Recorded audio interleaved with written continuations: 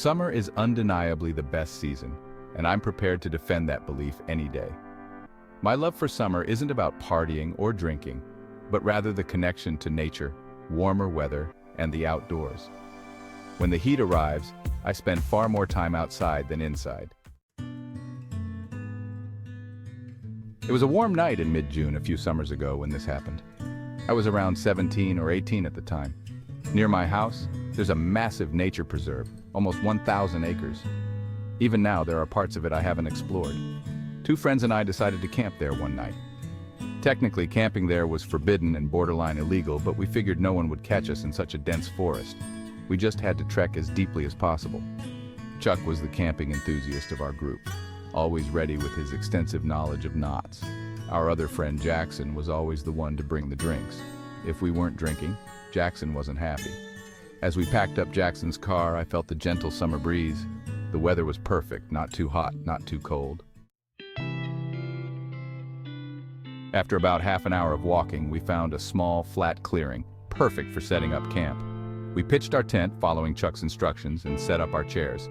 Chuck took charge of the fire, and soon we had a decent blaze going. Jackson handed me another drink, then grabbed his JBL speaker and started playing music. The vibe was perfect. We talked and drank for a couple of hours, getting pretty drunk. Jackson eventually turned down the music and started picking up discarded beer cans. Suddenly, a deafening whistle pierced the silence. I nearly jumped out of my seat, going from a drunken haze to high alert in seconds. The whistle was abnormally loud but distant. Jackson quickly shut off the speaker and we sat in silence, exchanging concerned looks. My heart pounded in my chest. We sat there, frozen, listening intently, but there was nothing. The forest seemed quieter than when we first arrived, eerily silent. I replayed the whistle in my head. It definitely wasn't an animal. It sounded like a standard whistle you'd hear at a ballpark. Then, out of the corner of my eye, I saw something. A small object flew over Jackson's shoulder and landed in the fire. It was a firecracker. I screamed as it started sparkling in the fire. Chuck cursed and bolted into the darkness, and Jackson and I scrambled to follow, leaving our stuff behind. We caught up with Chuck, whose flashlight beamed wildly through the woods as he sprinted. We ran until we couldn't anymore, and Jackson threw up. Chuck turned off the light, and we stood there, panting, trying to figure out if we were being followed. It didn't seem like anyone was chasing us, but I was terrified. The next day, Chuck insisted on returning to collect his belongings. Jackson refused, but I agreed to accompany Chuck. We found the site mostly untouched, except for a putrid smell from Chuck's tent. Inside, we found a dead, rotting rat. It was sickening. That was the final hint. I haven't been back to that preserve since.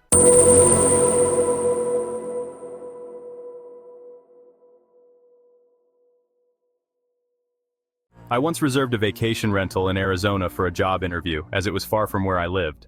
The rental was affordable and only a half-hour drive from the interview location, so I decided to make a short trip out of it. It was situated at the end of a secluded road and offered a stunning view of the desert. During my stay, I brought my laptop to continue working remotely. My interview was scheduled for the second day, and I arrived a day before to prepare. That evening, while practicing interview questions, I heard a soft tap at the window around 9 in the evening. At first, I saw nothing outside the dark window and thought it might just be a bug. The next day, after what felt like a successful interview, I spent time exploring the town, dining out and relaxing in the backyard. That night, while watching a show on my streaming service, I heard the tapping again. This time, I was sure it wasn't a bug. I checked the area but saw no one.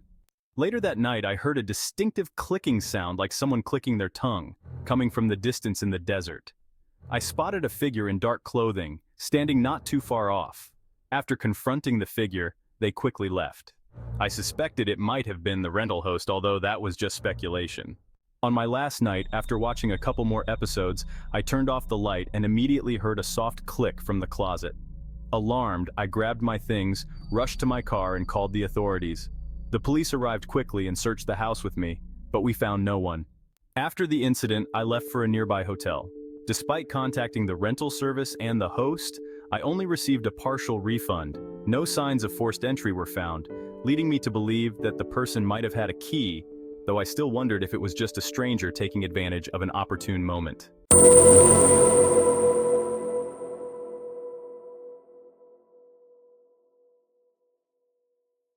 My wife Emma and I have been together for a decade and married for the last 2 years. We recently bought a house in a small inland town in Georgia. It's a peaceful street, and our property backs onto a sizable wooded area, which appealed to us as we plan to adopt a dog and raise children here. We both have similar work schedules. I usually get home by 5 p.m. and Emma around 6 p.m. The first couple of nights in our new home were uneventful. However, on Monday night, shortly after we had turned off the lights, loud, vintage-sounding music began playing from our backyard. Our nearest neighbors were too far for it to be their music. It sounded like an old, static-filled tune from the 1940s, which I later identified as Who's Afraid of the Big Bad Wolf by Henry Hall. The song had a slightly eerie feel to it despite its generally cheerful tone. Panicked, we searched for a light switch for the backyard downstairs. Flicking it on, I saw no one outside but realized the music was coming from the woods. It played through once, then stopped. Thinking it might be a prank by local kids on the new residents, I tried to dismiss it, but the idea felt far-fetched. The following night, the music started again right after we turned off our bedroom lights. This time it was louder, and the song was Tiptoe Through the Tulips. Emma and I were both disturbed, hoping the previous night's incident was a one-off. Looking outside, I noticed something on the grass. It wasn't a person but was emitting the creepy music. It was an old radio. I went outside, determined to show I wasn't intimidated, turned off the radio, and signaled to Emma, who was watching from the window. Suddenly Emma screamed for me to run inside. She yelled that there were people standing behind me in the dark. I turned and saw 3 figures standing in the woods facing towards me. I didn't hesitate. I ran back inside and locked the door. Emma was upstairs, visibly upset. I called the police immediately. They arrived quickly, took the radio for fingerprints and scanned the edge of the woods with their flashlights, likely to deter any further mischief. Despite the police's efforts, we felt vulnerable after they left.